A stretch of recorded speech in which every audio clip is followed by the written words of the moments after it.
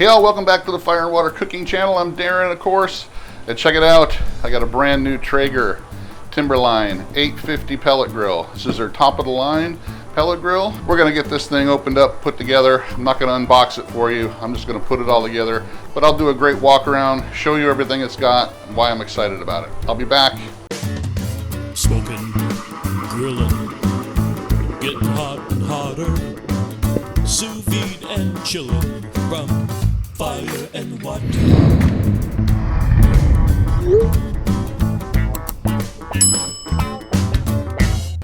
All right guys, well here it is, all put together. Really didn't take too long.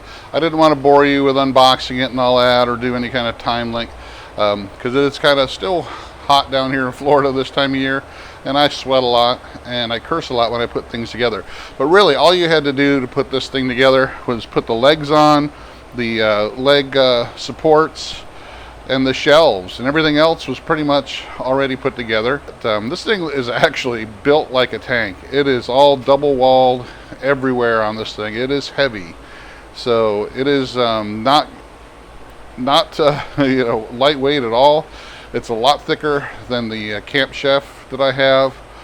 I don't see a problem with this thing holding temp and using a lot less pellets because of that. And if you happen to be in a cold weather state, it's going to be something that you're not going to have to worry about holding temps or anything like that on this thing.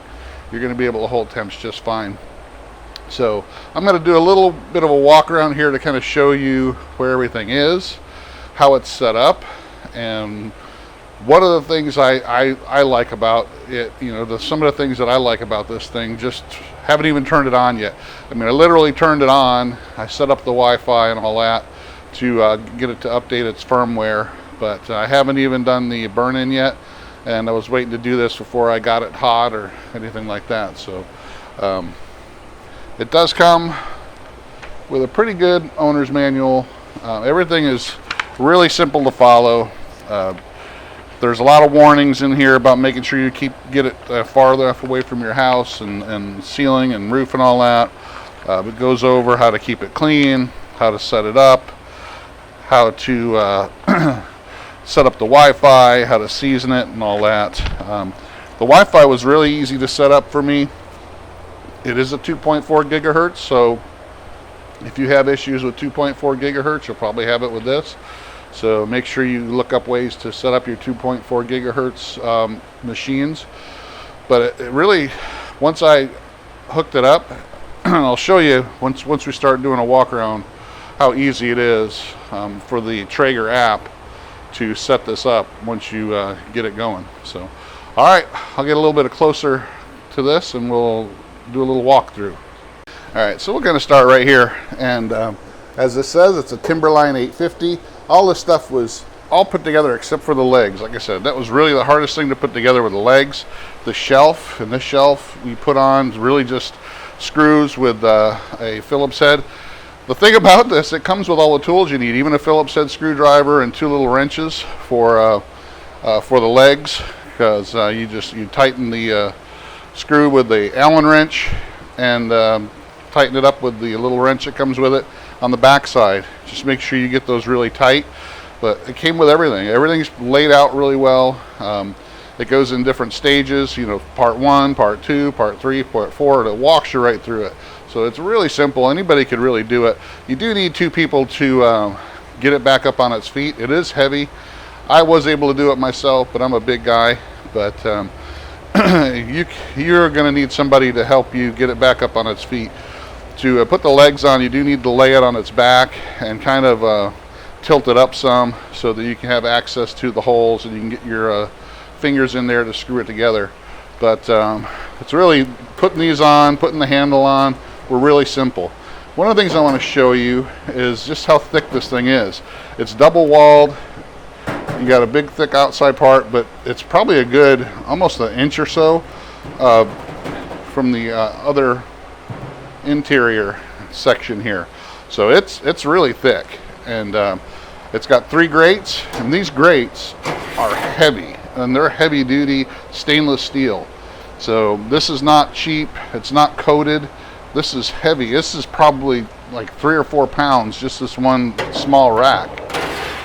And the rack, the rails here have a little holder in split, so this thing will stay in space. So you just lift it up, you can slide it, but it locks it in place here, so it won't move around when you're putting your meat on. But all 3 of these grates are really heavy duty. And it's got plenty of space to cook with. Your internal temperature monitor here is right here to the top.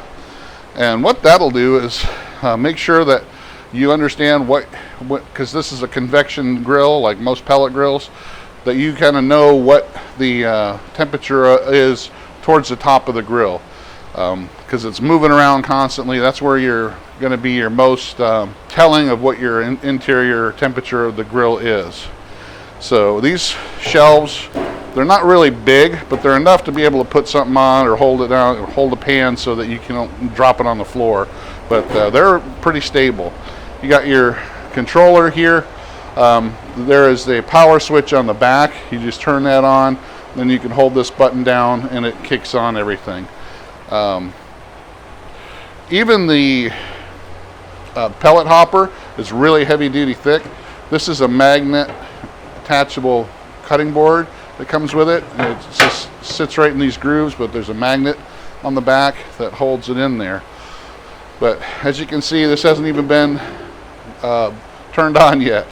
So it says on here, powered by Traeger, Wi-Fi or Wi-Fi. So a nice little plaque there. This is really clean, but like I said, this is really thick and heavy duty. It also has around the top lid, it's got a nice thick oven gasket here. So it's not, you know, cheap felt or anything like that. It's a good thick little oven gasket, so that when you close this down, it's gonna get a nice tight seal, so you won't have any smoke coming out from around your lid at all. And it's a heavy lid. Like I said, it's thick, it's double walled as well as the sides and the back. So this thing is going to hold temp really well. Oop, I missed a piece of tape here. That was another thing. It came, it had tape surrounding all these here to kind of protect it during transport from the moving. So, well, also I want to show you, I'll move you a little bit, on the bottom here, your Wi-Fi antenna is right here on the bottom. It attaches to the bottom of your pellet hopper, and also towards the back is where your power cable plugs in. It's a removable power cable, so if you're moving this thing, you can unplug the power cable completely and put it in the hopper for storage. That's actually where they had it. Let's go deep inside here. I'll be right back. All right, guys, I'm going to show you the inside here. This is your drip tray, and you can see it's angled to both sides, and everything is angled towards the front, where it goes into the channel where your grease is then channeled down to the bottom of the grill, and it's not channeled to the outside of the grill, it's in the bottom. I'll show you in a minute. Your heat deflector is just a little piece here that snaps on and off. You can remove that if you wanted to grill directly over the fire. I don't know if they recommend that, but you can do that. It's very easy to vacuum out, and you can see where the channel goes for the grease. It's got your bottom rack here has 2 levels. You can have it up or you can have it down so you can get it closer to the heat. This is where your grease is vented out. It actually goes inside the bottom of the grill, and you can tell you get a little pan there that you can empty it out when you're done. Just make sure you empty it out after every cook. All right, guys, let's look at the pellet hopper and the controller here. So this is where your controller is. You can do this all manually. It's got some an easy menu system on here. It's pretty easy to figure out.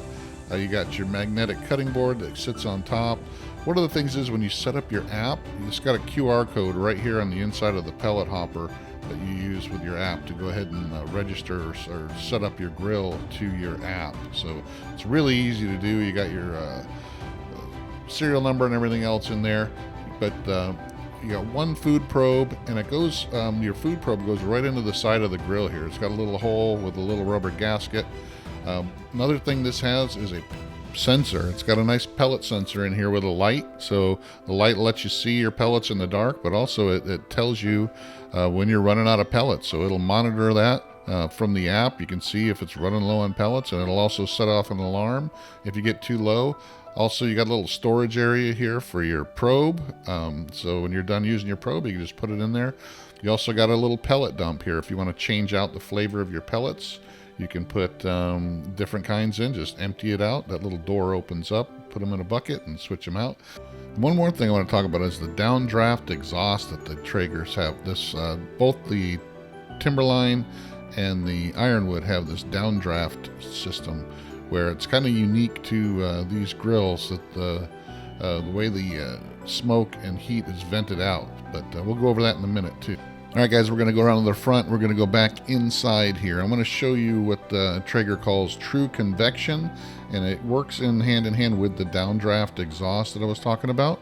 And if you see that there's no way you can tell where the exhaust is on this side, but I can tell you it goes to the bottom. But if you look at this hole that opens up here in the back, that's where all your smoke and heat come from initially. And that's called the true convection system, and it's in the Ironwood and the Timberline grills of Traeger. So what happens is your downdraft exhaust, the true convection, circles all around inside the chamber and then goes back to the bottom, and then it goes out the back of the grill on the other side of that other wall. So that's their downdraft exhaust and true convection systems working together. So you get a lot more smoke penetration because the smoke stays in there a lot longer than if it would any other way. All right, guys, let's take a little look at the app here. I mean, it's got a lot of things built into it.